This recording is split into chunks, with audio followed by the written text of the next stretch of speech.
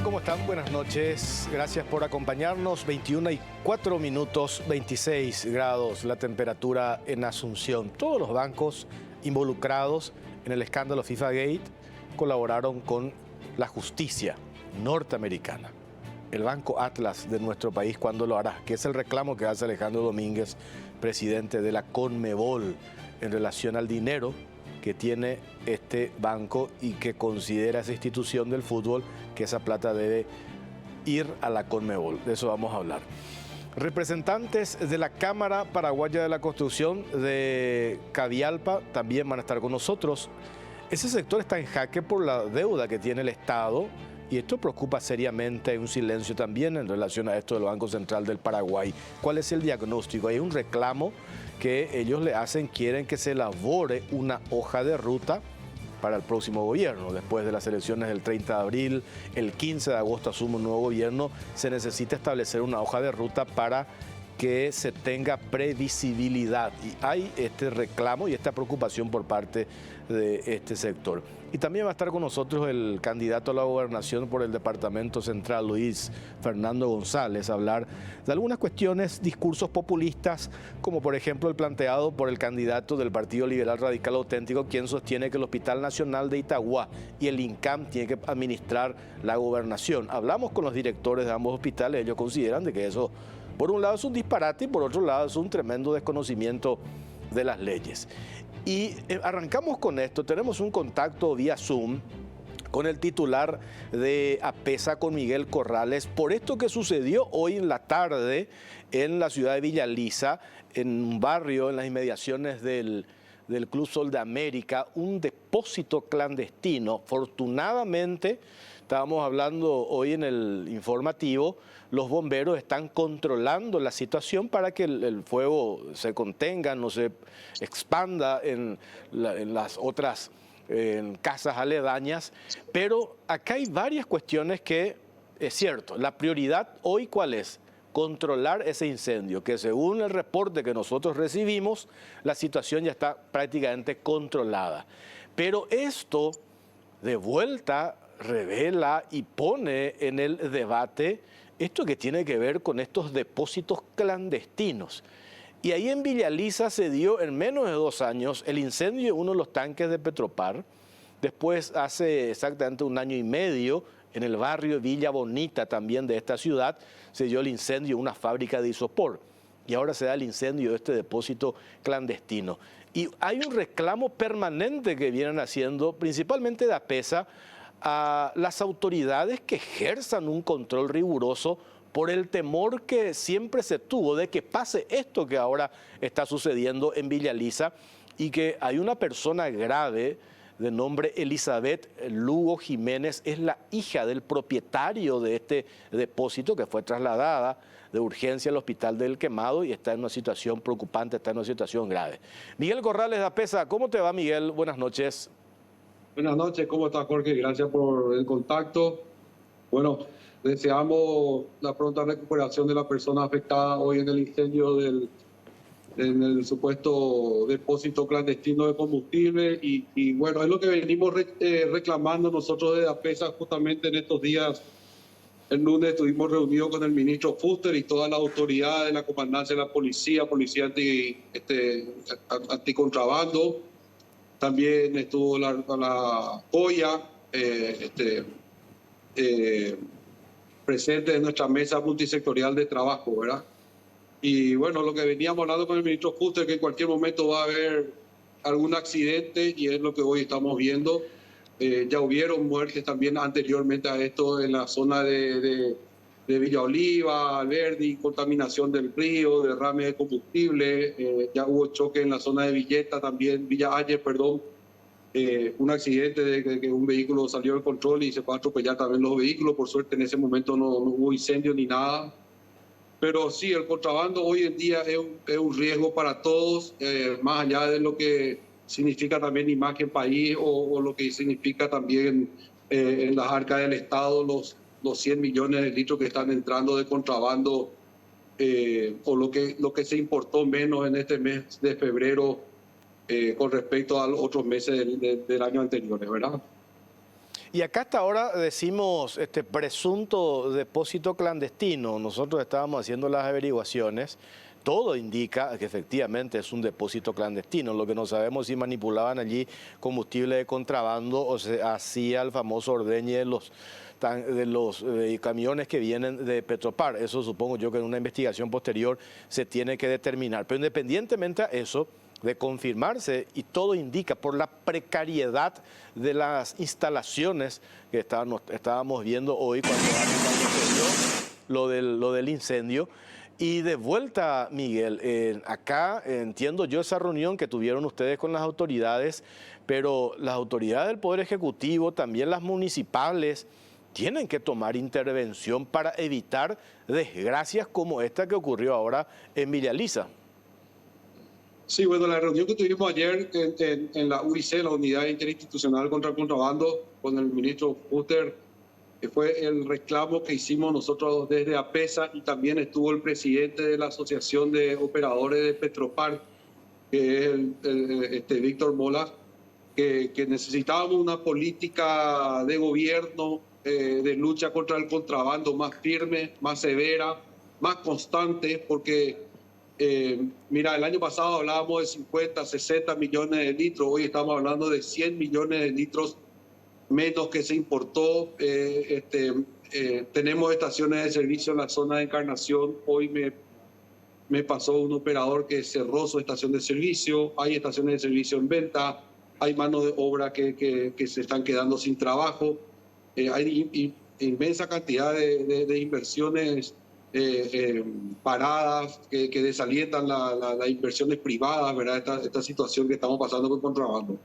Pero más allá de eso, es para analizar también en este momento qué es lo que está pasando en Villa Elisa. Desde ser combustible, ahí hay una contaminación también del medio ambiente, el humo tóxico, tenés todo lo que se habrá derramado, lo que habrá ido hacia a contaminar el medio ambiente, y más allá también las vidas y el riesgo que están pasando los vecinos, ¿verdad? Eso no ocurre con una estación de servicio hoy en día, claro, con toda la tecnología que hay. Tenemos cañería antiexplosiva, tenemos control de gases, los tanques son de alta durabilidad y resistentes, con 3 capas. Prácticamente el riesgo hoy que ocurra eso en una estación de servicio, además vemos accidentes que en los vehículos que chocan los surtidores y no ocurre nada, ¿verdad? Entonces, eso está todo preparado como para que no ocurra una explosión en una estación de servicio, ¿verdad? Lastimosamente, está todo construido con un sistema de control, claro, de seguridad, ¿verdad? Claro, lastimosamente, Miguel, se tienen que dar situaciones como esta, uno dice, para que las autoridades también reaccionen, ¿verdad? Y sobre todo yo arrancaba y te decía, recuerdo yo en otras entrevistas que hacíamos, venías insistiendo y haciendo esta salvedad. Cuidado con el tema del manejo, los depósitos clandestinos, puede generar una desgracia. Bueno, acá ya tenemos una cuestión hasta ahora por lo menos material, ¿verdad? Pero hay una mujer en el Hospital del Quemado, una situación grave, ojalá se recupere esta mujer, una joven, la hija del dueño de este depósito. Por eso, lo que de vuelta, tiene que darse situaciones de desgracias como esta para que ojalá las autoridades entiendan la gravedad de este asunto, que no solamente pasa por un golpe al sector formal de este negocio, de este rubro, porque hablábamos el otro día, esta informalidad también, antes de beneficiar al usuario, termina perjudicando, porque vos no tenés ninguna garantía sobre la calidad del combustible que te están vendiendo en los bidones, en esas esquinas o en esas estaciones clandestinas. Así mismo, ¿verdad? Así mismo. Hoy te digo, vamos a hacer un análisis de vuelta a la gente del Ministerio de Industria y Comercio que también estuvieron presentes. Se tomó muestra de lo que hoy se incautó, hoy se hizo muchas incautaciones a nivel nacional en la zona de Remancito, Villa Ayes, en Encarnación, en Capitán Miranda, en las zonas de influencia de Nitapúa. Y vamos a estar mostrando eso, vamos a hacer los análisis pertinentes, y tenemos muestras también de productos adulterados. Vamos a estar comunicándole eso a la ciudadanía también para que puedan, no a través de APESA, sino a través de las instituciones pertinentes, ¿verdad? El MIC y el INTN, vamos a estar haciendo los análisis para que pueda la ciudadanía saber de que en las compras clandestinas o apoyando el contrabando no van a tener defensa al consumidor, no van a tener calidad, no van a tener los aditivos que traen los productos que se comercializan en el Paraguay, ¿verdad? Sí. Bueno, y reiteramos y hacemos un llamado a las autoridades en este momento para que tengan una política de gobierno, de lucha contra el contrabando. Nosotros estamos en contacto con otros gremios también del sector de alimentos, del sector de importaciones, y todos los rubros están siendo golpeados por el tema del contrabando, todos los rubros. Así que esto es algo nacional, es algo que la ciudadanía tiene que entender, de que no es que nosotros, mira, te cuento, nosotros a través de las asociaciones, de las dos asociaciones que te mencioné recién, la de Petropar y la de APESA, nos reunimos con los directivos de Petropar solicitando de que se pueda analizar una baja de precios. Somos los más interesados en que los precios sean lo más parecidos en la región para poder mitigar este tema del contrabando y que lleguemos al precio más ajustado posible al consumidor final. Sí. Y en defensa de todas las empresas pymes que están trabajando y que hoy estamos en una situación calamitosa comercialmente hablando. Entonces, nosotros no somos enemigos del consumidor, somos parte de la economía nacional, somos una parte importante, un sector que mueve millones y millones y que genera muchísimas fuentes de trabajo en construcción, en inversiones, en todo. O sea, tenemos que valorar eso también como ciudadanos, dónde estamos comprando nuestros productos y qué estamos generando a nivel país, como imagen país, hoy en Paraguay, ¿verdad? Sí. Vamos a hacerle... Sí, vamos a hacerle seguimiento a esto. Yo supongo que ahora ya hay intervenciones de policial, fiscal, para determinar qué fue lo que sucedió. Y ustedes, como decía Miguel, van a hacer también un análisis minucioso de esta situación para sentar también posición y que esto sirva para ese reclamo que ustedes vienen realizando de manera constante y permanente para hacer frente al tema contrabando de combustible principalmente. Miguel, gracias por tu tiempo, muy amable. Muchas gracias a ustedes por llamar. Hasta luego, Miguel Corrales, presidente de APESA.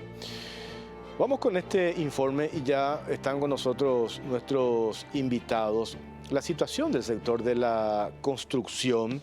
El sector de la construcción sufre un castigo, por llamarlo de alguna manera, del sistema financiero. También hay una inacción por parte del Banco Central del Paraguay. Este sector está en jaque por esa deuda que vienen arrastrando por parte del Estado, el incumplimiento. ¿Y quién tiene que resolver? ¿Cuál es la consecuencia? Hoy ya estamos prácticamente un gobierno que está de salida. Entonces, ¿qué es lo que se plantea? Vamos a hablar con los representantes. Una hoja de ruta para el próximo gobierno. Veamos el informe.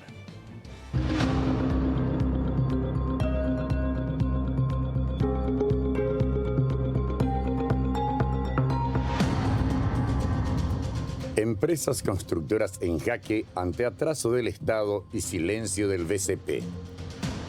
La situación del sector de la construcción no es nada buena a raíz de la deuda que el año pasado acumuló el Estado paraguayo con las empresas contratistas del Ministerio de Obras Públicas y Comunicaciones.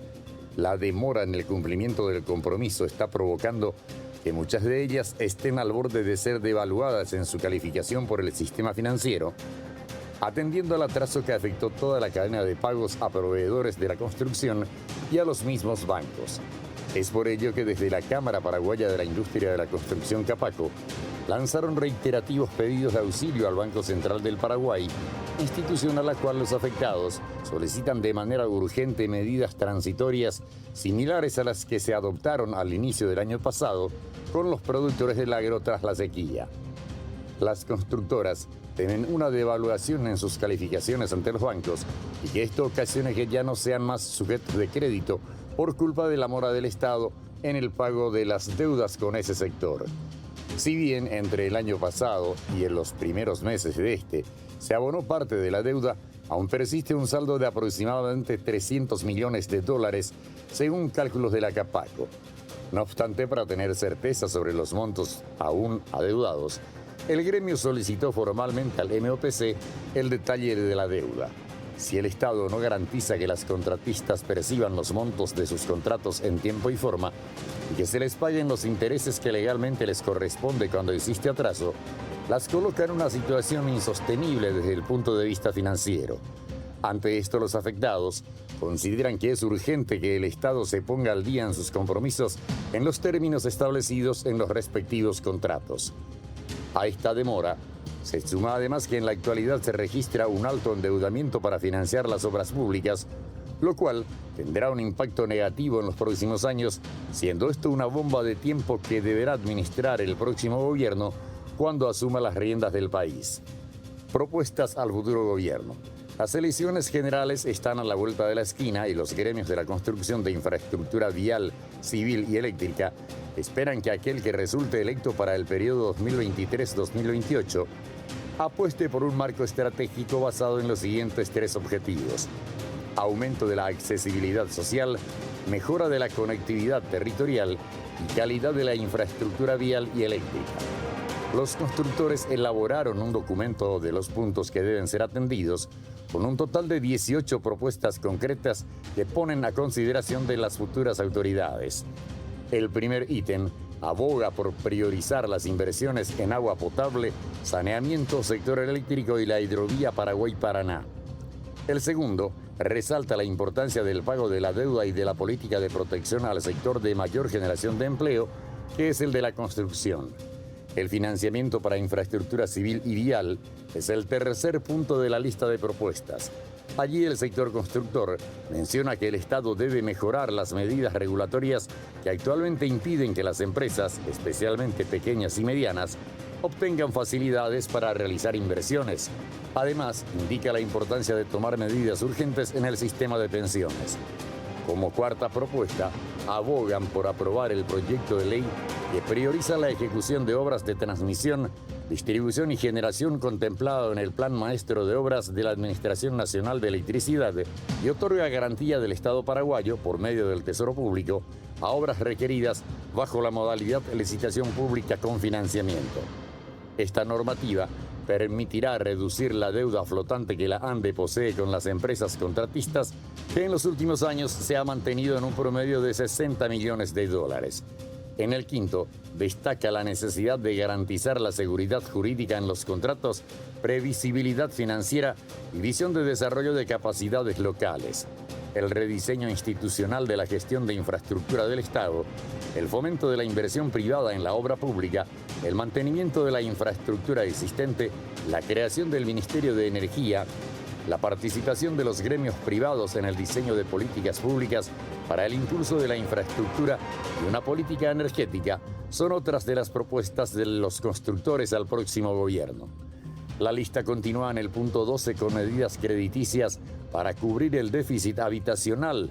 Le sigue la propuesta de una ley de capitalidad que permita una mayor infraestructura en los accesos a la capital desde las diversas ciudades vecinas.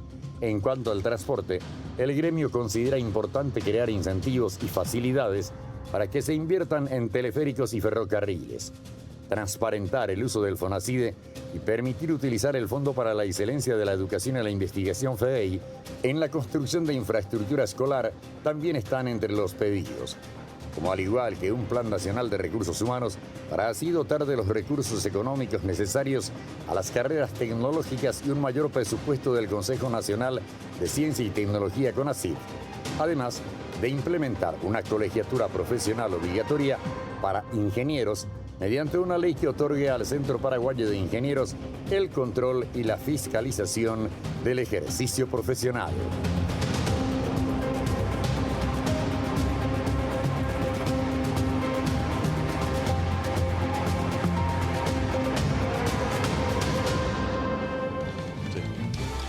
Bueno, están con nosotros para hablar sobre esto el ingeniero Guillermo Mas, director de Cavialpa, Cámara Vial Paraguaya. ¿Qué tal, ingeniero? ¿Cómo estás? Buenas noches, Jorge. Un saludo para ti y a tu amable audiencia. Y también está con nosotros el ingeniero Diego Lamar, miembro de la Comisión Directiva de la Cámara Paraguaya de la Construcción Capaco. ¿Qué tal, ingeniero? Bien, Jorge. Muchas gracias por la invitación. Saludos a la audiencia también. Sí, no acaba nunca este tema. ¿Hace cuánto yo vengo hablando con Díaz de Ibar, con Saruri, la misma historia. Me dice, ya está, la plata se aprobó, pasó todas las instancias en el Parlamento, se hizo lobby, después se tiraron la pelota al Ministerio de Hacienda, Ministerio de Obras Públicas y Comunicaciones. ¿Dónde está la traba acá, ingeniero? Y realmente es un sistema muy burocrático, casi kafkiano para que pueda utilizarse esos recursos. Y el mayor problema lo tuvimos en el Ministerio de Hacienda realmente, donde se trabó todo porque querían mantener ciertos índices y hubo mucha reticencia en realizar los pagos por ese motivo. Y bueno, se pagó una parte a fin del año pasado, hasta entraron parte de los certificados hasta octubre, por ahí. Pero después de noviembre y diciembre ya del año pasado prácticamente ya no se pagó nada y lo que quedó este año. Y sumando todo eso, hace que la deuda al día de hoy tengamos prácticamente cerca de 340 millones de dólares. Estamos hablando siempre de obras con fondos locales. Las obras que tienen fondo externo no tienen problema, no tienen atraso en los pagos. Las obras con fondos locales sí. Sí. ¿Por qué? ¿Cuál es la intervención? ¿Por qué se menciona en estos informes al Banco Central del Paraguay? Bueno. Eso, Jorge, yo te puedo explicar un poco. Sí. Esperamos un ratito porque tenemos que cambiarte, ajustar ahí el micrófono. Porque, y después lo otro, ¿verdad? Estábamos viendo estos pronunciamientos, ustedes, propuestas, creo que el título que le dieron para los candidatos, porque sé que tuvieron también reuniones con, ahora que estamos en periodo electoral, con todos los que hoy se presentan como en la oferta electoral y tienen que tener un conocimiento de un sector importante y vital para la economía, ¿verdad? Sabemos todo lo que mueve el sector de la construcción. ¿Por qué se menciona lo del Banco Central del Paraguay en esta historia, ingeniero? Haciéndola rápida, digamos, después de tener todo este retraso, ¿verdad? El contexto general rápido te pinto, y aumenta la inversión pública en infraestructura, nos preparamos las empresas, ¿verdad? Invertimos en activos que son equipos, básicamente capacitación de personal, sumamos 300.000 personas en contratación directa más o menos entre todas las empresas y bueno, aparte del capital operativo normal que solemos tener, se fueron atrasando los pagos y usamos una herramienta que es la cesión de cobro, sí. ¿verdad? Esa cesión de cobro empezó con una tasa del 5%, donde el banco supone que en un año él va a cobrar lo que te va a pagar el ministerio y te adelanta algo que después ese 5% se ajusta al momento que se cobra. Pasó un año y bueno, hoy tenemos que poner plata para seguir manteniendo la cesión a una tasa del 13-14% en vez de 5%. Entonces, hay más o menos una serie de problemas que nos trae a nosotros y a toda la cadena, que es importante, este atraso en el cumplimiento financiero, ¿verdad? Por eso es que mientras se va resolviendo y nos ponemos al día, digamos, de Hacienda, para nosotros es muy importante que el Banco Central nos otorgue algún tipo de resolución, como vimos que hizo con el sector que le llaman de la producción, que sería el agro, ¿verdad? FECOPRO, UGP, CAPECO, de enero del 2022 sacó una resolución número 14 en la cual, haciéndola rápida, nosotros también vimos lo mismo, le libera un poco a los bancos la recalificación por atraso de compromiso financiero. Entonces nosotros... Le quita un peso de encima, ¿verdad? Un peso, una previsión que le salimos caros al banco, las empresas que se atrasen en ciertas deudas, y estando al día, el día que salga la resolución, uno puede negociar de mejor manera y más hábil, más cómodo con el banco, y lograr así calzar para cuando se den los cobros realmente importantes, ¿verdad? La recalificación le liquida financieramente a las empresas, ¿verdad? Y es un riesgo latente, constante, y ya tiene unos meses. Nosotros metimos la propuesta de resolución el 5 de julio del año pasado. Queríamos un plazo que nos sirva un poquitito en la transición de estos años políticos, ¿verdad? Un poco el año pasado que empezamos con las internas, y ir a un plazo que sea hasta este año en diciembre, ¿verdad? O sea, estamos atrás de eso. Tuvimos 2 encuentros con la directiva del Banco Central, uno con su superintendencia de bancos. El último encuentro con el presidente del BCP fue en diciembre y estamos atrás esperando noticias. Él se mostró preocupado, y bueno, estamos esperando un poquitito de acción mientras salen los cobros, ¿verdad? Y esto del BCP vendría bien para que el sector también puede acompañar se oxigene. Se también, oxigena, ¿no? y puede acompañar estos tiempos en ponernos al día, porque ¿qué pasa? Siempre hay una deuda, la deuda es viva, ¿verdad? Ingresan certificados, se paga algo, ¿no? Pero hoy esa deuda viva es 300 millones, no bajamos eso, ¿verdad? 300, 350, entonces es muy grande, ¿verdad? Y entra un costo en esa sesión que no es necesario. Si el Estado paga, yo entiendo que el Estado tuvo toda una cuestión con la pandemia que afectó a la economía del Estado, ¿verdad? Y por ende a nuestro ritmo de cobro. Pero digamos, tenemos que ponernos al día en algún momento, en breve ojalá, y esa diferencia no puede ser 300 millones, debería Claro. ser mucho menos, ¿verdad? ¿Qué es lo que le pidieron a los candidatos, independientemente del 30 de abril? O sea, yo creo que yo mencionaba que hay que tener una hoja de ruta, ¿verdad? Sí. Sobre todo porque un sector, como mencionábamos recién, clave para la economía. Hoy que necesitamos la reactivación económica, mantener los puestos de trabajo, necesitamos generar nuevos puestos de trabajo. Entonces, por eso me parece un tema tan sensible y clave, ingeniero. Lo que hay que tener en cuenta es que nosotros hicimos una inversión muy grande en capacitación de la gente.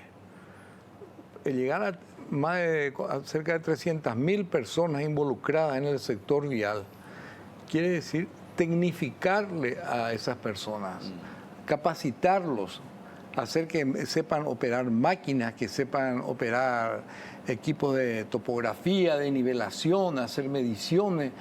Muchísimos trabajos hay en el sector vial y tuvimos que formar esa gente, y entonces esa gente está a la expectativa también de cómo va a seguir el trabajo en el sector vial en el próximo gobierno. Por eso es que se habló con los candidatos sobre la necesidad de seguir este ritmo de obra. La inversión en Paraguay tiene que ser en obras de como mínimo de $1.000 millones al año para seguir. Y Paraguay es un país que está súper atrasado en su sistema de infraestructuras con respecto a cualquiera de los países vecinos. El Chaco paraguayo tiene casi 250.000 kilómetros cuadrados. Hoy con la bioceánica y la ruta 12, la ruta de la leche y otras que se están haciendo, no vamos a alcanzar a 1.600 kilómetros de rutas pavimentadas. Y es una de las zonas más productivas del Paraguay. Sí. O sea, y tenemos que proveerle a esa gente acá de Alto Paraguay que vieron un poco de lluvia y no tienen cómo salir. Entonces, el Paraguay necesita mucha inversión en infraestructura. Y ahora tenemos la gente capacitada, gente preparada. Las empresas se prepararon, hicieron grandes inversiones y créditos en compra de equipos, porque también el sistema crediticio para las compras cambió mucho en los últimos años. Antes era a 2 años de plazo los créditos para comprar equipos, entonces nadie podía comprar. Pero ahora, en los últimos 5 años, 7 años, las tasas de las fábricas con sus bancos bajaron las tasas y los plazos subieron a 5 o 7 años de plazo para el pago. Entonces, eso permitió que se formen muchas empresas y que se armen esas empresas. Y todas esas empresas están trabajando en forma directa con el ministerio o como subcontratistas de las empresas grandes.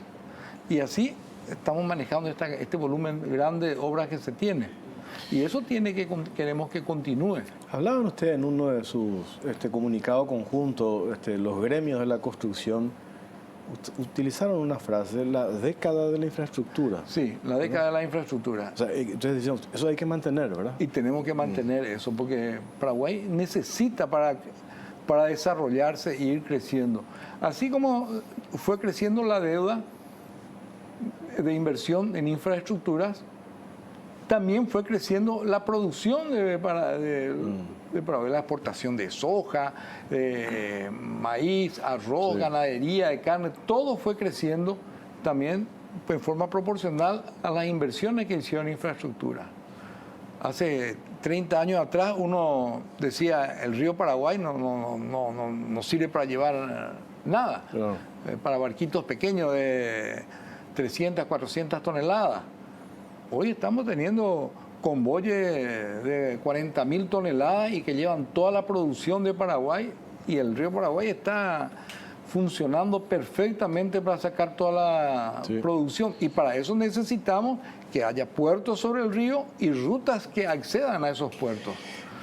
En concreto, esa reunión con las autoridades del Banco Central del Paraguay, ¿van a plantear, van a analizar hacer lo mismo que hicieron en el sector productivo, que es entendible lo que pasó? Que pasaron por una sequía tremenda con el impacto, las consecuencias, eso atrasó todo, entonces se le hace, no sé si es privilegio, pero se le oxigena a ese sector, ¿verdad? Con el mismo criterio que es clave para la economía. ¿Y qué les dijeron a ustedes? Y se mostraron interesados, pero digamos pero que yo me acuerdo, hace esperando 3 retorno. meses, 4 meses fue la nota. En diciembre fue el último diciembre. contacto, ¿verdad? Y bueno, cada día que pasa un poco estamos más urgidos del retorno y la resolución de la idea, ¿verdad? Que es necesaria, ¿verdad? O el sector necesita. Para ir redondeando y poco también lo que me parece interesante, de estos conversatorios, de estos encuentros que tuvieron con los candidatos, yo supongo que habrán escuchado las alternativas y las propuestas, ¿verdad? Pero cuidado con, yo decía, no podemos seguir improvisando, ingeniero. No. Ya no da, Paraguay ya no da otros 5 años de improvisación, necesitamos jugar concentrado, tener una hoja de ruta, no solamente en el sector de ustedes, en todos los sectores, porque de lo contrario, o quedarnos en las distracciones políticas, ¿verdad? Ese discurso que se destila odio, ataque.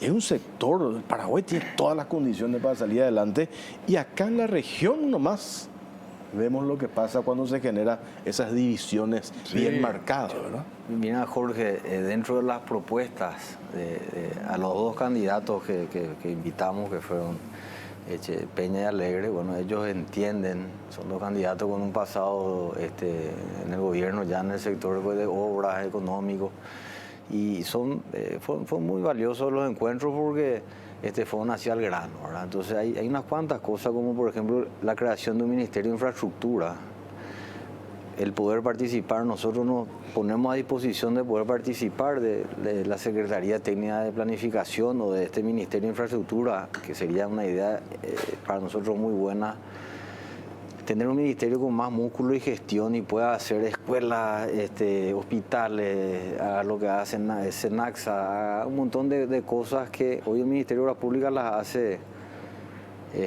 mucho mejor en lo que hace a obras, ¿verdad? Entonces el Ministerio de Salud y Educación, bueno, educa, el otro atiende la salud, no están construyendo, ¿verdad? Esas son partes de las propuestas. Y lo otro que avanzamos un poquito en la alternativa de financiamiento de las obras, porque todos sabemos que hay que construir más y estamos atrasados. Y acá... ¿De dónde sacamos la plata? No, pero hay que hablar y poner en la mesa qué deuda es factible y hay deudas que son muy buenas y útiles y son necesarias para seguir con el crecimiento de infraestructura y nuestra competitividad, ¿verdad? O sea, nosotros tenemos un menú de requisitos y otro menú de posibles opciones. A algunos le van la APP porque es rentable para el sector privado, otras necesidades no. 50-74 para otras. Préstamos puros y duros como tenemos, vamos a tener que hacer muchas obras con préstamos, ¿verdad? No hay que tener miedo de endeudarse si la deuda es para una infraestructura que va a dar un retorno que no es para salario, por ejemplo, ¿verdad? Y después hay un montón de otras cuestiones como que hay que abordar urgente, ¿verdad? Formalización de la economía, más recaudación, ¿verdad?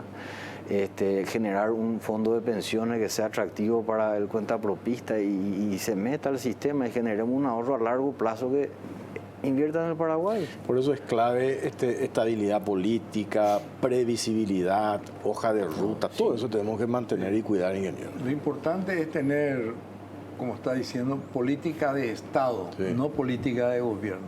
Que esto trascienda a los gobiernos de turno y que el Paraguay tenga una meta a largo plazo a dónde queremos llegar y que tengamos la casa ordenada y entonces vamos a conseguir los financiamientos necesarios si somos ordenados y tenemos algo bien organizado a largo plazo. Como dijo él, está la vía APP, pero APP solamente se puede aplicar, por ejemplo, en rutas con mucho tráfico, o si no es imposible. Claro. Y acá en Paraguay tenemos muchísimas rutas que tienen bajo tráfico porque el camino es malo. Entonces, hacer una APP allí es imposible. Entonces, ahí es un crédito duro, como dijiste, para financiar y hacer esa primera ruta y después vamos a estudiar qué tráfico tiene. Y cuando tengamos un tráfico interesante, podemos hacer ya una APP o una 5074. Bueno, ojalá se resuelva esto. Lo que le vamos a buscar mañana a alguien del Banco Central del Paraguay, hacer un poco de seguimiento, preguntarle en qué quedó la reunión con los referentes de los gremios de la construcción, ¿verdad? Y le mencionamos antecedentes, pues yo tengo inclusive acá la copia de la nota esta que le habían enviado en diciembre, creo, ¿verdad? Diciembre del año pasado. Sí, la nota de noviembre y nos recibieron en diciembre. Pero le digo, el calcado, ¿cuál es la diferencia, verdad? ¿Por qué al sector productivo sí, a ustedes también, que pasaron por que tienen hoy un problema en serio, nos aplica la misma medida, ¿verdad? Vamos a oxigenar y después a ver cómo nos acomodamos en este año electoral, ¿verdad? Y la economía paraguaya es bien sólida. Podemos hacer todo este tipo de inversiones. Eso demostró la actitud del gobierno con la pandemia, por ejemplo. Todo lo que se hizo y prácticamente el país donde menos se sintió la pandemia acá en Sudamérica fue en Paraguay, donde menos problemas tuvimos. En la Argentina, en Uruguay, en Brasil hubo serios problemas. Bolivia, Paraguay nada. Pasó en una forma mucho más suave. Toda la gente nuestra estuvo trabajando en el interior. La gente que está en el campo también trabajó, pues no tiene mucho contacto entre las personas, entonces no hubo mucha propagación de la pandemia. Y la gran parte, y eso muestra también que gran parte de la producción de Paraguay es del interior, por eso del campo. Claro. Por eso no se resintió con la pandemia. No es un montón de fábricas que se cerraron y compañías, no tuvimos eso. Sí. Ingeniero, gracias por su tiempo, muy amable. Ingeniero Lamar, gracias, estamos en contacto. Hacemos una pausa a la vuelta, ya vamos a charlar con Luis Fernando González, candidato a la gobernación del Departamento Central por el Partido Colorado. Pausa, venimos enseguida.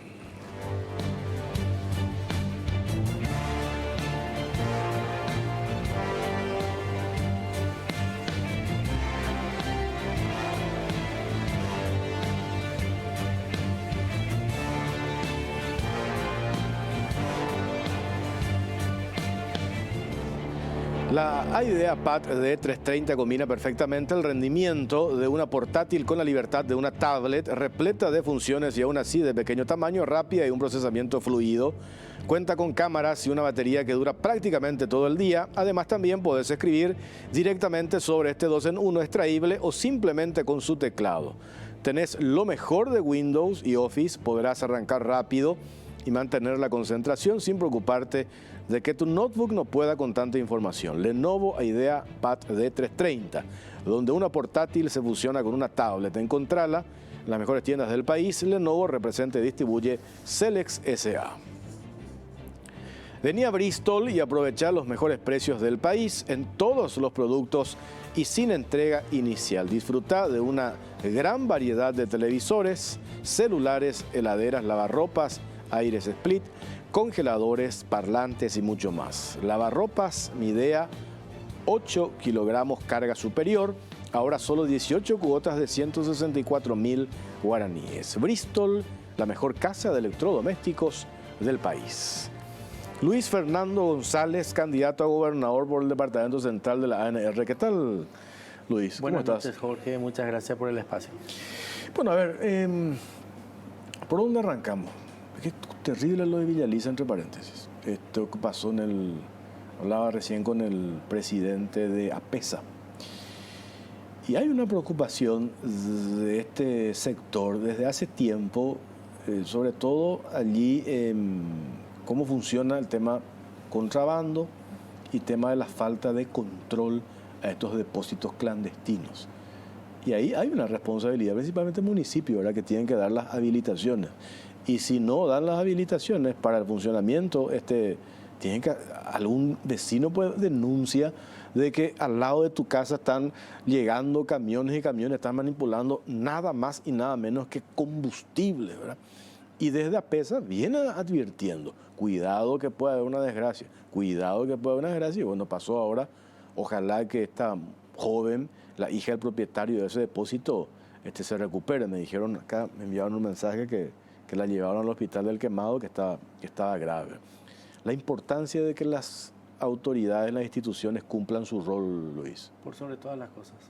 Instituciones que son varias las que tienen responsabilidad en ese tema, Jorge, y esperemos de que no se tenga que ocurrir más desgracias como esta para que se tenga que tomar acciones, ¿verdad? Yo estoy más que seguro que en más de una ocasión se habrá denunciado, no es la primera vez que ocurre. Yo no sé qué es lo que tendría que pasar aparte de esto para que se tomen acciones realmente, ¿verdad? Mencionaba este caso porque del otro lado, hoy en la contienda electoral política, estás vos que me fuiste intendente de Itagua, ¿verdad? Capiatá, perdón, me confundo la ciudad. De Capiatá estuviste, y del otro lado tu adversario directo, digamos, es Ricardo Estigarribia del Partido Liberal Radical Auténtico.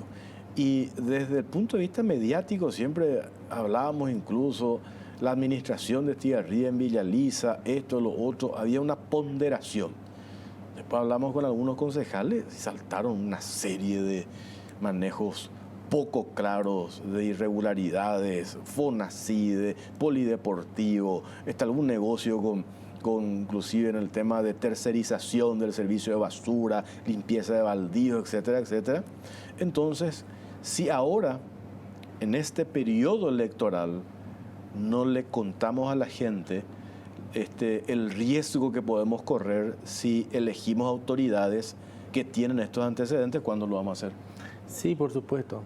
A partir de la base de la denuncia de autoridades de ese distrito, de concejales que vienen denunciando hace bastante tiempo tantas irregularidades, y llama la atención poderosamente el silencio de las instituciones que deberían de poder interceder en esta situación, pero que lastimosamente están calladas y sin ninguna respuesta, ¿verdad? Ante barbaridades ocurridas en una administración, en un municipio de no más de 80.000 habitantes, donde realmente los más perjudicados son los habitantes de esa ciudad. Así que llama poderosamente la atención, como te dije, Jorge, la no respuesta de las instituciones involucradas hoy dentro de todo este contexto de denuncias realizadas por concejales, que particularmente yo desde mi municipio nunca he tenido ese tipo de denuncias ante irregularidades, ante falta de transparencia, ante hechos de corrupción plenamente denunciados por concejales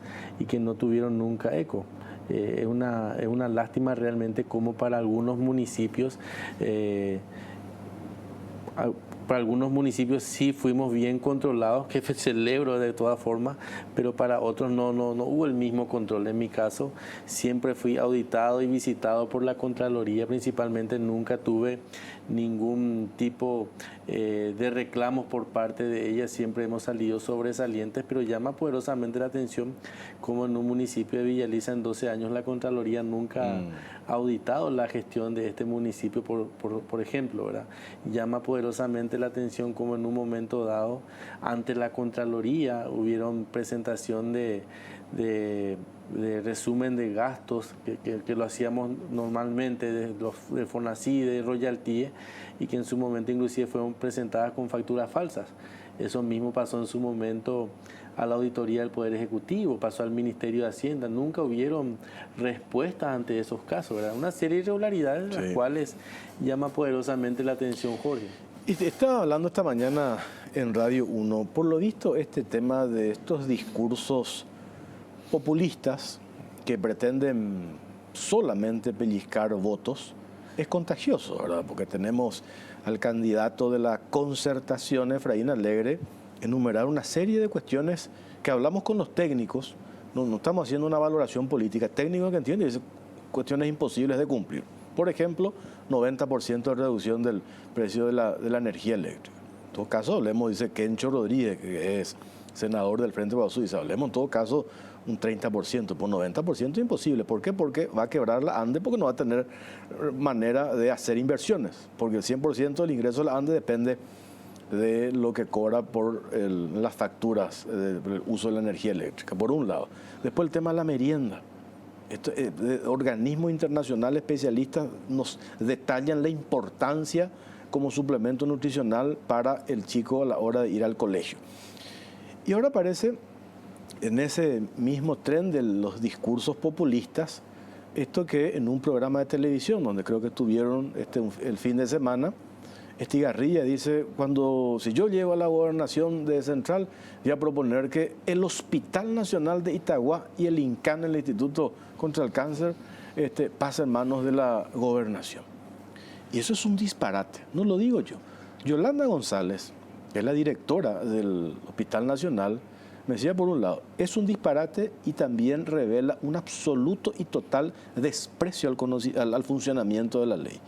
Y lo mismo me decía el doctor Nelson Mipsui, que es el director del INCAN. Tenemos lo que dijo el doctor Mipsui, esta mañana hablamos con él en Radio 1. ¿Podemos escuchar?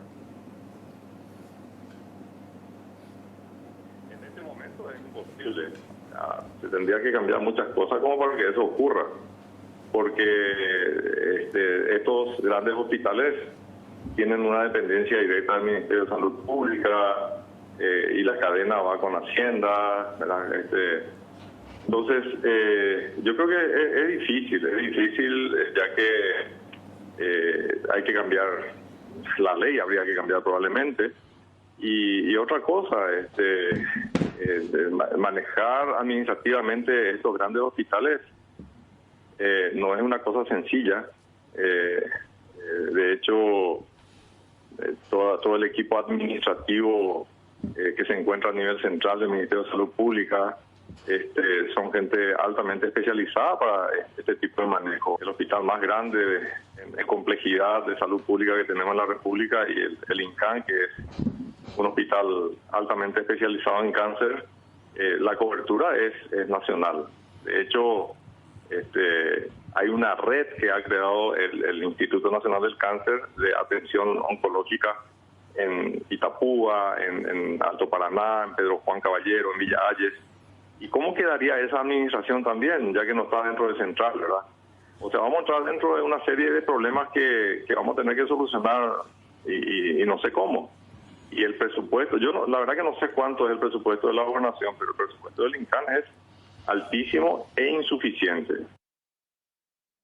Y Luis Fernando, yo le decía hoy a Yolanda González, esto es muy peligroso, importante que hablen los directores, porque con la intención de pellizcar y cazar un par de votos, a lo mejor hay gente que termina creyendo esto, que van a tener 2 hospitales exclusivamente para los centralinos, para los que están en el departamento central. Y eso no es real. Entonces, eso es una estafa. Esa es una mentira al ciudadano. Entonces, ustedes están en la obligación de decir, espera, nosotros queremos potenciar en todo caso. Busquemos recursos, alternativas que pueda dar la gobernación y potenciar lo que ya funciona. Pero no plantear esto que planteó Estigarribia, Luis. Sí, por sobre todas las cosas, Jorge, aquí lo que más preocupa es la suerte nuevamente de los 2.200.000 habitantes del departamento central. ¿En manos de quién van a quedar, Jorge?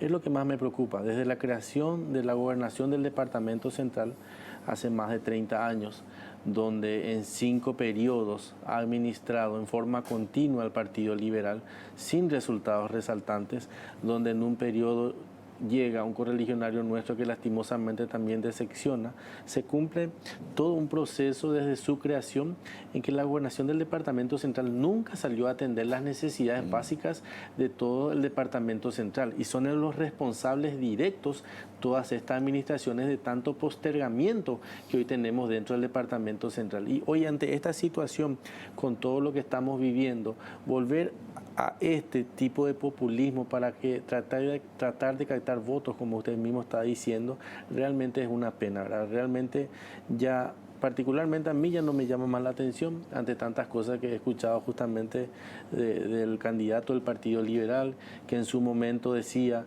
de que era la persona que iba a traer las vacunas cuando ni siquiera el propio gobierno podía conseguir esas vacunas, cuando dijo que iba a conseguir un bus eléctrico para su ciudad, que tampoco fue posible, cuando aprovechó una situación desgraciada que fue justamente la violación de un menor en uno de los colegios de Lambaré para salir a decir que iba a instalar cámaras en todas las escuelas, y un nivel de populismo altísimo que realmente yo creo que hoy ya es bien identificado principalmente hacia este candidato, pero que se vuelva a tocar un tema tan sensible como el de la salud realmente es muy preocupante ya en este momento. En este momento que estamos pasando por un problema de salud, un problema sanitario nuevamente dentro del país, y que se vuelvan a tomar de situaciones de problemas nacionales para tratar de hacer campaña con ellos, realmente es una pena, ¿verdad? Y ante esta situación, principalmente la de la administración de dos de los hospitales más importantes del país, Sí. que ni siquiera son del departamento central. Sí. Ahí llegan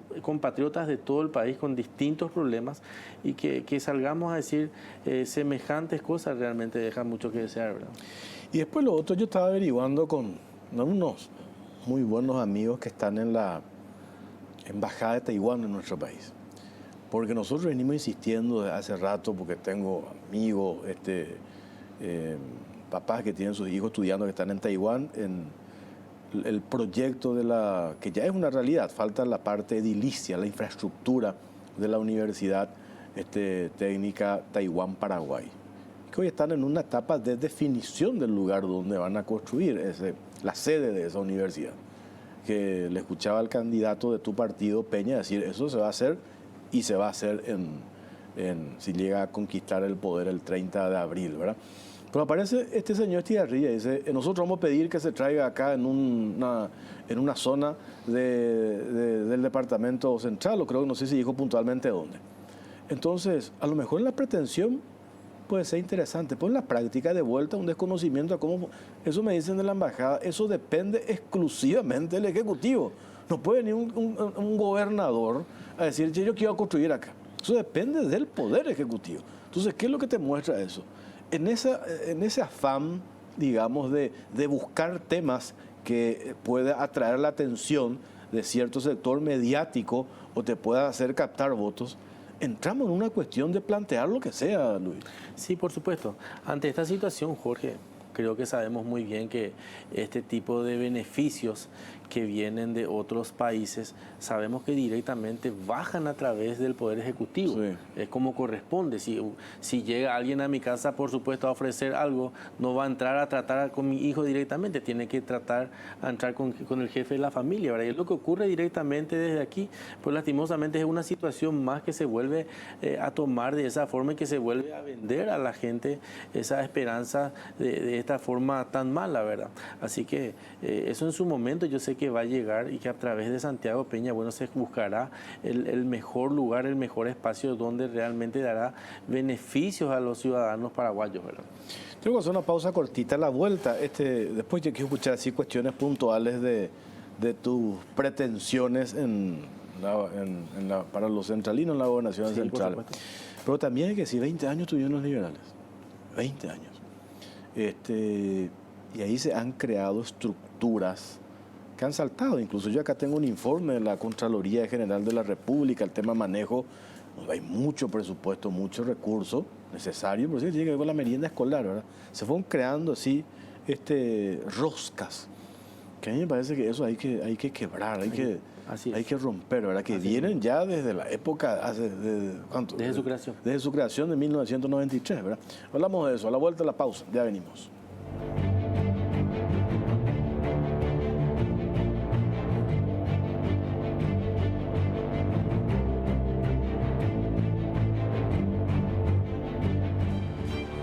La idea PAT D330 combina perfectamente el rendimiento de una portátil con la libertad de una tablet repleta de funciones y aún así de pequeño tamaño, rápida y un procesamiento fluido.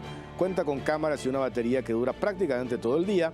Además, también podés escribir directamente sobre este 2 en 1 extraíble o simplemente con su teclado. Tenés lo mejor de Windows y Office. Podrás arrancar rápido y mantener la concentración sin preocuparte de que tu notebook no pueda con tanta información. Lenovo IDEA Pad D330, donde una portátil se fusiona con una tablet. Encontrarla en las mejores tiendas del país. Lenovo representa y distribuye Celex S.A. Atención, Shell baja sus precios y te ofrece sus mejores naftas con descuentos de hasta 500 guaraníes. Aprovecha a llenar el tanque con Shell Fórmula Regular, Shell Fórmula Super o la mejor de todas, Shell V-Power, pero con el mejor descuento por litro. Acordate, en las estaciones de servicios Shell tenés hasta 500 guaraníes menos en naftas. Pará en una Shell y llená el tanque de la mejor calidad al mejor precio. Shell, precios bajos, calidad superior. Farmacia Vicente Escabone, más de 87 años de trayectoria a tu servicio, la más amplia línea de medicamentos, perfumería, cosmética, cuidado personal, juguetes y mucho más. La atención personalizada y el asesoramiento que buscas está en Farmacia Vicente Escabone las 24 horas. Llámanos al 418-5000 o por WhatsApp 0974-18-5000. Estamos con Luis Fernando González, candidato a la gobernación por el Departamento Central del Partido Colorado. ¿Cómo va a hacer para quebrar esas roscas, como por ejemplo el tema del negocio, la merienda escolar, instalado desde el 93, hace 20 años ahí en la gobernación central? Bueno, Jorge, aquí sin lugar a dudas que la experiencia que tenemos al frente de un municipio, uno de los más importantes del Departamento Central, que es la ciudad de Capiatá, donde me tocó estar por 2 periodos, Jorge, desde el año 2015 y nuevamente a través de una reelección, desde donde pudimos conocer, estar cerca de la gente, trabajar cerca de la gente, donde pudimos conocer todos los programas, donde pudimos llegar a la gente a través de los distintos beneficios con los cuales pudimos haber gerenciado, porque sabemos que los recursos nunca alcanzan todos desde un municipio en sí, pero el gerenciamiento fue muy importante para nosotros, así que en ese orden de cosas es lo que nos permitió hacer esta gran escuela al frente. Estamos viendo, Luis, ¿verdad? Al frente de un municipio, sí, por supuesto, al frente de un municipio, uno de los más importantes, Jorge, ahí se pueden ver todas las obras que pudimos hacer, en su mayor parte fue en parte del gerenciamiento, Jorge. Esto aquí no hay solamente fondos del municipio, en parte sí se han conseguido de otras formas. Aquí se ve también la gestión que hemos tenido con los organismos, con entes del Estado, con quienes hemos podido conseguir bastantes beneficios para nuestro distrito, Jorge. Es lo que justamente hoy queremos volver a replicar para el Departamento Central, volver a hacer esto, porque sabemos que los recursos nunca van a alcanzar, Jorge, y poder estar haciendo esas gestiones necesarias como gobernador del Departamento Central. A mí me dio toda esa experiencia a la vez estar al frente del municipio sin la asistencia a una gobernación del Departamento Central. En el tiempo que me tocó estar, mucho antes cuando me tocó ser dirigente de mi barrio, dirigente de clubes, dirigente de Protransporte, lo que sea, y que nunca hemos sentido el acompañamiento de la gobernación del Departamento Central. Por eso para mí hoy es muy importante, con esta experiencia que hemos tenido, con esta experiencia excelente realmente, donde hemos conseguido tantas obras de infraestructura principalmente para el municipio capiateño, y es lo que hoy queremos transferir a la gobernación del Departamento Central, todos esos conocimientos, y como gobernador, Jorge, exigir lo que ninguno de los gobernadores anteriormente hicieron, exigir al gobierno nacional a que pueda derivar para el Departamento Central lo que nos corresponde, ¿verdad? Lo que por justicia nos corresponde. El 28% de la población paraguaya que hoy está dentro del Departamento Central, que es el más postergado, el que vive su día a día con lo que solamente su intendente haga o deje de hacer al frente de su municipio, sin contar con la presencia y el acompañamiento de un gobernador.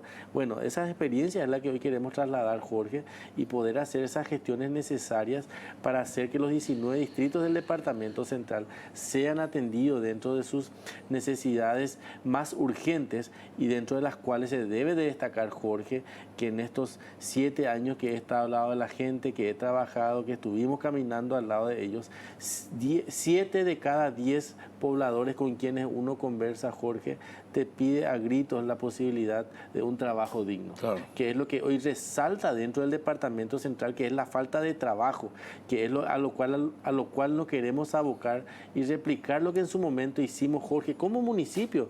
Nosotros habíamos hecho en conjunto con el Ministerio de Industria y Comercio, habíamos logrado que un predio de casi 20 hectáreas que están en Capiatá, que era Radio Nacional del Paraguay, se haga un trueque, y que en ese lugar lugar haya empezado a funcionar un parque industrial donde bajó una de las primeras maquiladoras generando más de 3.000 puestos de trabajo, donde habíamos cedido un predio municipal al Servicio Nacional de Promoción Profesional para poder capacitar a los jóvenes que iban a entrar hasta ese lugar. Así que eso sí fue factible desde una municipalidad nada más, Jorge, una empresa que sigue funcionando, un predio que sigue esperando a por lo menos 10 empresas más que yo estoy seguro que quieren bajar al Paraguay, que quieren bajar al Departamento Central, y estoy seguro que en este próximo gobierno, Jorge, se va a volver a retomar ese tipo de obras, ese tipo de iniciativas, que es lo que hoy al Departamento Central le hace tanta falta, Jorge, y vamos a poder hacer eso desde la gobernación del Departamento Central. Porque está viendo estas imágenes de tu gestión en la Intendencia de Capiatá, esto que estamos viendo. Luis, vos no hiciste tanto show mediático con todo esto, ¿verdad? Digo más esto, ¿por qué hago referencia a esto? Porque al otro lado, el candidato a la gobernación en Central, o el PLRA, hizo mucho show mediático, ¿verdad? Inclusive algunos le decían el mimado de la prensa, ¿verdad? Con anuncios rimbombantes, etcétera, etcétera, permanentemente, y con algunas promesas que nos hicieron.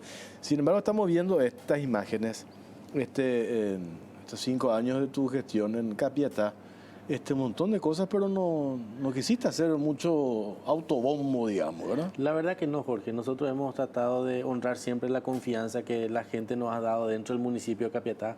Son 300.000 habitantes dentro de ese distrito, Jorge, que nos han dado la oportunidad de poder llegar en el 2015 por una diferencia de 7.000 votos y que nuevamente me da la posibilidad de reelección con una diferencia ya de 30.200 votos, que fue la mayor a nivel nacional. Pero, Jorge, como vos mismo lo dijiste, hemos trabajado siempre en forma silenciosa, hemos trabajado para nuestro municipio, hemos tratado de satisfacer siempre las necesidades, hemos hecho cosas importantes dentro de nuestro municipio y por supuesto nos faltaron muchos más.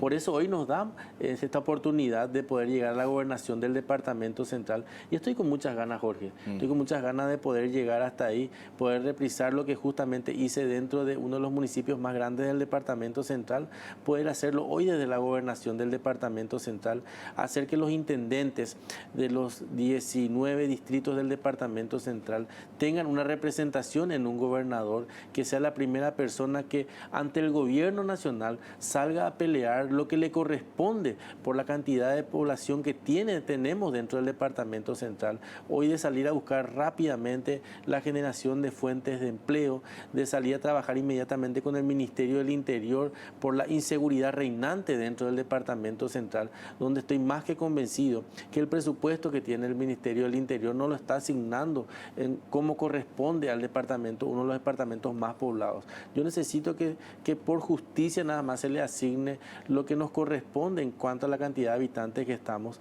de poder salir a trabajar con un Ministerio de Educación para que se invierta más infraestructura, porque las infraestructuras de nuestras escuelas, de nuestros colegios, dejan mucho que desear todavía, Jorge, es muy insuficiente. En la parte de salud también, Jorge, hemos hecho algo tan importante desde la Municipalidad de Capiatá en su momento, de poder conseguir los convenios con el Ministerio de Salud, con los cuales llevábamos a nuestro distrito 6 unidades de salud familiar. Tan importante hoy, Jorge, para que nuestros hospitales principales no colapsen rápidamente, porque las funciones de las unidades de salud familiar son fundamentales dentro de la sociedad. ¿Por qué? Porque están haciendo ya el resguardo de la gente, están haciendo las atenciones permanentes, el monitoreo permanente con la de la gente con hipertensión, de la gente con distintos de diabetes. Hay un trabajo de base enorme que hace el Ministerio de Salud a través de la unidad de salud familiar y que permitan que éstas actúen de filtro dentro de una población para que no colapsen rápidamente nuestros centros asistenciales de referencia, ¿verdad? Que muchos frentes en ese... Hoy es la gobernación que tiene el mayor presupuesto. Ahora vos también, mayor cantidad de habitantes, densidad poblacional, son 19 distritos. 19 distritos y esto que dijiste. Es también clave que se dé una especie de sintonía con el gobierno central por este reclamo que estás haciendo. Lastimosamente nomás, por eso es determinante quienes van a estar al frente del gobierno central, ¿verdad? Porque, te decía lastimosamente, hoy estamos viendo estos niveles de enfrentamiento en la política Y ojalá no se dé esa crispación, ¿verdad? Porque nosotros está el sector político, nos acompaña, ¿verdad? Pero siempre cuando están del mismo signo político me parece que hay una mejor sinergia, ¿verdad? Por sobre todas las cosas, Jorge, aquí una de las cuestiones tan importantes de las cuales hoy ya no se puede seguir de la misma forma que estamos actuando, la falta de patriotismo por sobre todas las cosas. Si tan solo como intendente, en su momento, por decirte, Jorge, pude haber trabajado tan bien como trabajé con el Comando de Ingeniería y poder hacer el dragado de casi 30 kilómetros de extensión de nuestros arroyos principales en Capiatá, que favoreció enormemente al medio ambiente, que hizo que menos gente sean inundadas durante las grandes lluvias.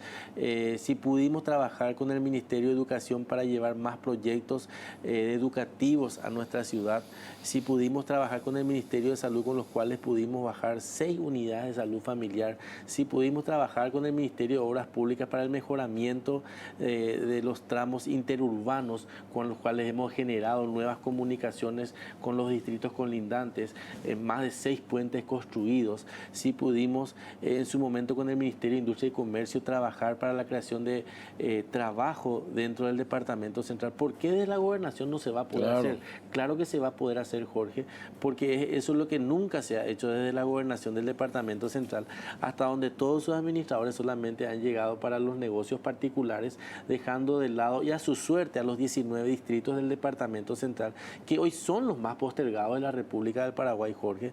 Vemos cómo tantas obras importantes se desarrollan en otros departamentos, los cuales celebro enormemente porque va a favorecer en algún momento al bienestar de la gente, a la economía, pero el Departamento Central ya no puede seguir postergado, ya no puede dejar de ser atendido dentro de sus necesidades de generación de trabajo, de la inseguridad que tiene que ser contrarrestada rápidamente, del servicio de transporte público, de sus rutas, Jorge. Hay tanto por hacer y estoy seguro que aquí, yo les digo que el gerenciamiento, por sobre todas las cosas, va a ser uno de mis pilares fundamentales para poder dar esa mejor calidad de vida. Luis Fernando, gracias por tu tiempo. Vamos a ir charlando, todavía falta, ¿cuánto? 48 días para...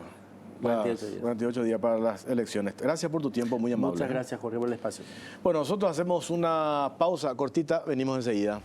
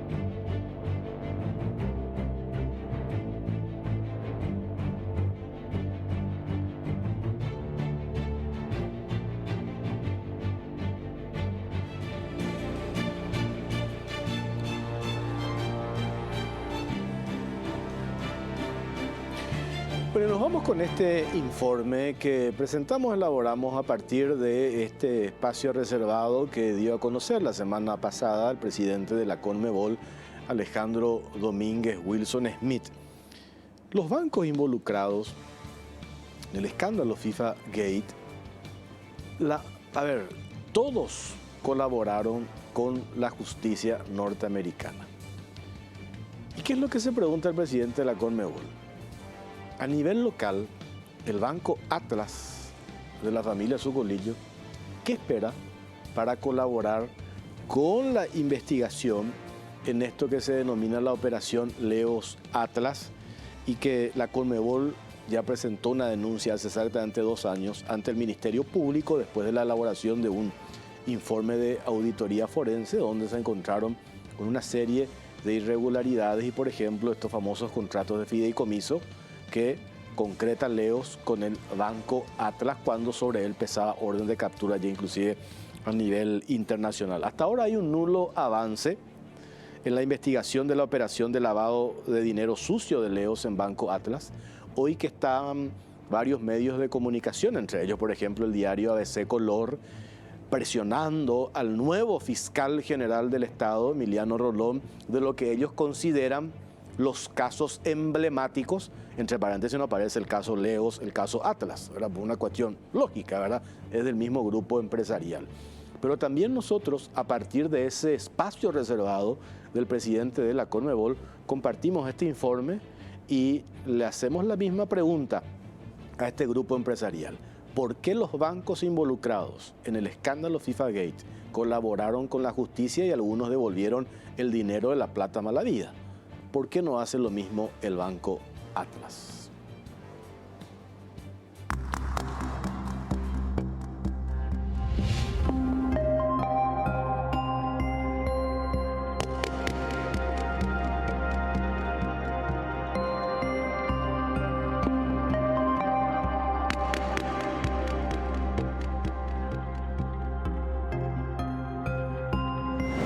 Bancos involucrados en FIFA Gate colaboran con la justicia. Banco Atlas, ¿cuándo lo hará?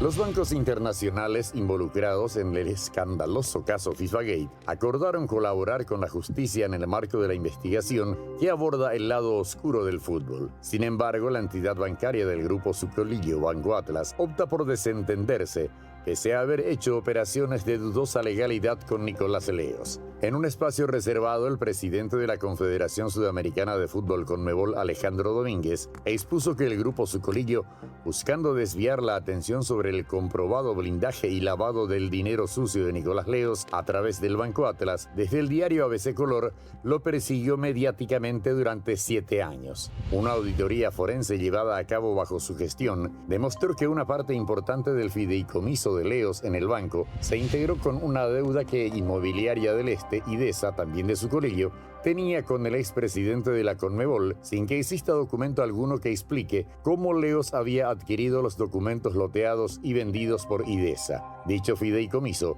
fue constituido en febrero del 2016, cuando sobre Leos pesaba una orden de captura internacional. El Banco Atlas hizo caso omiso a las señales de alerta sobre el dirigente deportivo, pedido de extradición y proceso penal abierto en su contra, y autorizó fideicomisos por más de 40.000 millones de guaraníes. Los hechos públicos y notorios apuntaban a Leos como parte de una organización mafiosa dedicada al fraude y blanqueo de dinero. En ese sentido, en febrero del 2021, la Conmebol presentó una denuncia por lavado de dinero ante la Fiscalía, la cual en abril de ese año allanó la sede de Atlas. Así también en julio de ese mismo año, allanó la Superintendencia de Bancos del BCP ante la negativa de proveer información en esta causa. Sin embargo, pese a estos importantes pasos dados al inicio, luego ya nada se supo sobre algún avance en la investigación. Mientras el Banco Atlas niega información a la justicia sobre las operaciones comerciales con Leos, alegando secreto bancario, otras importantes entidades financieras del extranjero optaron por colaborar en las investigaciones en el marco del FIFA Gate. Tal es el caso del banco suizo Julius Baer, el cual acordó pagar $80 millones en el marco de un arreglo por acusaciones de corrupción. Televisa accedió a pagar $95 millones para resolver sobre una demanda de sobornos a la FIFA, y el banco israelí Apoalim acordó pagar 30 millones por su participación en el lavado de dinero de la FIFA. El último acuerdo citado, al cual tuvo acceso el equipo de la Caja Negra, en su idioma original y traducido al español por una traductora pública matriculada por la Corte Suprema de Justicia, fue firmado en abril del 2020 entre el Departamento de Justicia de Estados Unidos, la División Penal, la Sección de Lavado de Dinero y Recuperación de Activos, la Oficina del Fiscal de los Estados Unidos para el Distrito Este de Nueva York y el Banco Israelí. Allí se deja constancia y se exponen detalles que la participación de la multinacional con sede en Tel Aviv y varias sucursales en todo el mundo en el esquema de soborno de la FIFA. Según el documento, entre 2010 y 2015, los encargados del banco conspiraron con los argentinos Hugo Jinquis y Mariano Jinquis, el venezolano Rafael Esquivel, el colombiano Luis Bedoya y otros para lavar fondos a través de cuentas en el banco en apoyo de varios esquemas de soborno relacionados con la FIFA. Durante este mismo periodo de tiempo, el personal del banco no investigó ni abordó adecuadamente los indicios de lavado de dinero y las señales de alerta planteadas por ciertos empleados del banco en relación con las diversas cuentas en poder de la empresa Fullplay. Esta firma operaba principalmente en Argentina, aunque con varias filiales y afiliadas, como Vayan Group Sociedad Anónima, con cuenta en el banco Apoalin en su sede en Suiza, Cross Trading Sociedad Anónima, con 2 cuentas en el mismo banco mencionado, y Yorfields Sociedad Anónima, con una cuenta en el banco Apoalin en Miami. A partir de 2007, Fullplay sobornó a numerosos funcionarios del fútbol afiliados a las federaciones nacionales de fútbol de Colombia, Venezuela, Ecuador y Bolivia, a cambio de los derechos de transmisión de los respectivos equipos nacionales de fútbol de esas federaciones. Muchos de los pagos de sobornos realizados en la cuenta de Yorfields activaron las alertas internas contra el lavado de dinero del banco. Estas alertas generalmente requerían que el gerente de relaciones proporcionara una explicación al departamento de cumplimiento del banco para el pago en cuestión, después de lo cual se requeriría que un analista de cumplimiento del banco revisara y aprobara la explicación y eliminara la alerta antes de que se pudiera realizar el pago. A pesar de las alertas y las banderas rojas planteadas, los pagos de sobornos finalmente fueron aprobados. Advertencia de perfil de riesgo. Según el informe, 2 altos directivos de Apoalin, un uruguayo y un suizo, promovieron deliberadamente los esquemas de soborno al permitir que sus clientes utilizaran cuentas en el banco para pagar sobornos. Aproximadamente en 2010, los altos conspiradores entendieron que Hugo y Mariano Jenkins estaban pagando sobornos a funcionarios de la FIFA. Alrededor del 30 de agosto del 2011, un empleado de cumplimiento del banco planteó una serie de inquietudes porque los pagos no estaban de acuerdo con el perfil del cliente y advertía que el riesgo reputacional con respecto a este cliente para el banco era sustancial. A pesar de las preocupaciones del empleado sobre los pagos de Fullplay a Luis Bedoya, los altos directivos del banco continuaron ejecutando pagos a los funcionarios de fútbol. Copa América y Copa Centenario. El documento también aborda el esquema de sobornos de la Copa América y la Copa América Centenario. En ese sentido, expone que aproximadamente de 1987 a 2011, Traffic Sport, Traffic, una empresa brasileña de marketing deportivo, tuvo los derechos comerciales del torneo de fútbol Copa América de la Conmebol. En varias ocasiones durante ese periodo, Traffic acordó pagar sobornos a varios funcionarios de la Conmebol a cambio de su apoyo a la posición de Traffic como titular exclusivo de esos derechos. Alrededor del 2009, un grupo de 6 presidentes de las asociaciones miembros de la Conmebol formaron un bloque para obtener un mayor control sobre las decisiones relacionadas con el gobierno y la venta de las propiedades comerciales de la Conmebol, decisiones que anteriormente habían estado dominadas por los representantes de las potencias del fútbol, Argentina y Brasil. A partir de 2009, los miembros del grupo de los 6, como se conocía a los miembros del bloque, exigieron que ellos también recibieran sobornos anuales a cambio de su apoyo para la adjudicación de los derechos de transmisión. En 2010, la Conmebol terminó su relación de larga data con Traffic y firmó un acuerdo con Fullplay, otorgando a esta empresa los derechos exclusivos de medios y marketing para las ediciones 2015, 2019 y 2023 de la Copa América, entre otros torneos. Para ganar ese contrato, los directores de Fullplay, Hugo y Mariano Jenkins, acordaron pagar sobornos a varios funcionarios de la Conmebol. El reconocimiento del banco. En el informe, el banco admite, acepta y reconoce que según las leyes de los Estados Unidos es responsable de los actos de sus funcionarios, directores, empleados y agentes, ya que desde el 10 de diciembre de 2010 hasta el 20 de febrero de 2015, algunos de sus gerentes de relaciones conspiraron con ejecutivos de marketing deportivo y funcionarios del fútbol para ejecutar al menos $20.733.322 en pagos de sobornos en apoyo de un esquema en el que las compañías de marketing deportivo sobornaron a funcionarios del fútbol a cambio de derechos de transmisión de partidos de fútbol. Al conspirar para ejecutar esos pagos, Los gerentes de relaciones tenían la intención de promover el fraude electrónico de servicios honestos. Estos altos cargos directivos conspiraron para ocultar y disfrazar el producto del soborno. Al ejecutar los pagos y mantener las relaciones, los gestores de relaciones también pretendían, al menos en parte,